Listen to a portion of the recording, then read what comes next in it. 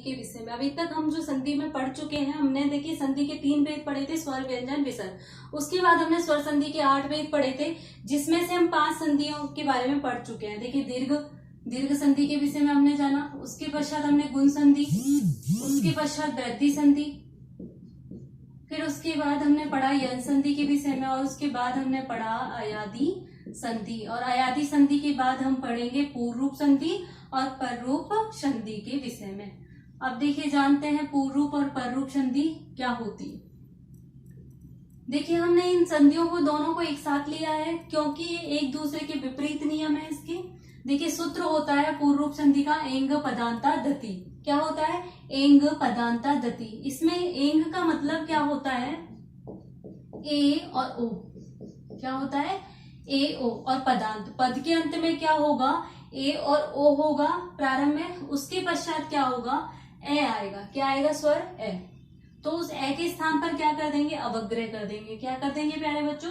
अवग्रह कर देंगे। अब देखिए इसके एग्जाम्पल देखिए, हरे धन अब, यहाँ पर ए है, उसके पश्चात क्या है? ए। और ये जो आपके पूर्व रूप संधि है, ये आपकी अयादी संधि का अपवाद है। किसका? अयादी संधि का अपवाद है। वो कैसे? क्योंकि अयादी संधि में हमने पढ़ा था ए, आई, ओ और औ के पश्चात क्या होगा? कोई भी असमान स्वर आएगा।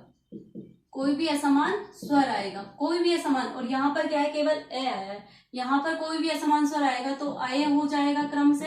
इसके स्थान पर आय, इसके स्थान पर अव और इसके स्थान पर आव हो जाता है। हमने अयादी संधि में ये पढ़ा था। लेकिन अयादी संधि का ये अपवाद क्यों माना गया है? क्योंकि यहाँ पर प्रारंभ में ए और ओ आ रहा है, लेकिन यहाँ पर क्या आ रहा है? लास्ट में ए, केवल ए आ रहा है, तो उसे ए के स्थान पर अवग्रह हो जाएगा। अब देखिए हरे धन अब हरे, विष्णु धन अब विष्णु। अब देखिए अवग्रह कर दिया इस ए के स्थान पर। ऐसे ही ग्रामे धन अपी, इस ए के स्थान पर क्या किया? अवग्रह किया। ते धन अपी, इस ए के स्थान पर क्या किया? ते अपी बना। रूप ते धन अकर्मणा, इस ए के स्थान पर ते धन अकर्मणा, इस तरीके से अवग्रह कर दिया। वने धन अस्ति, तो यहाँ भी क्या किया? वनेस्ति। उसके पश्चात देखिए सो धन अपी, सो अपी। ठीक है, उसके पश्चात लोक धन अस्मिन, लोक अस्मिन। इस तरीके से इसके एग्जाम्पल बनते हैं, आपको ये सफाई से लिखना है। उसके बाद देखिए पररूप संधि। पररूप संधि में क्या होता है?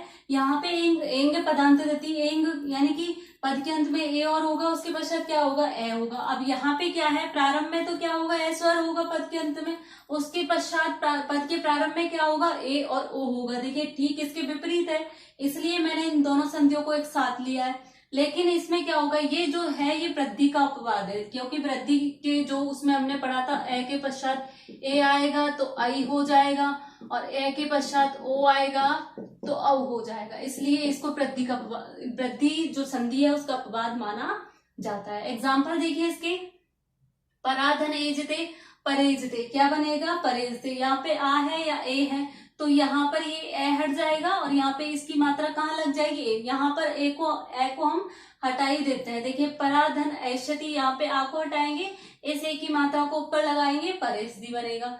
उसके पास प्रधन औषधि, क्या बनेगा? प्रोषधि। उसके पश्चात प्राधन औषधि, परोषधि बनेगा। उपधन एलियति, उपेलियति। प्रधन एदते, प्रेदते। उपधन एदते, उपेदते। प्रधन एति, प्रेति। देखिए आप कहोगे कि संधि हमें आसानी से याद नहीं होती है, लेकिन संधि को हम बार बार रिवाइज करेंगे तो एकदम माइंड में आपको बैठ जाएगा, अच्छे से समझ में आ जाएगा। आप एक बार इनको बार बार रिवाइज करोगे संधियों को। अब देखिए लास्ट जो है आपका 8 नंबर की संधि, प्रकृति भाव संधि। प्रकृति भाव स्वर संधि का लास्ट पार्ट है। स्वर संधि का लास्ट जो भेद है आपका 8वां, वो है प्रकृति भाव संधि। प्रकृति भाव संधि। अब देखिए प्रकृति भाव संधि क्या होती है? प्रकृति भाव संधि स्वभावेन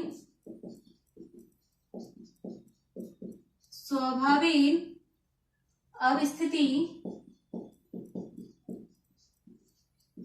स्वभावेन अवस्थिति प्रकृति भाव। स्वभावेन अवस्थिति प्रकृति भाव।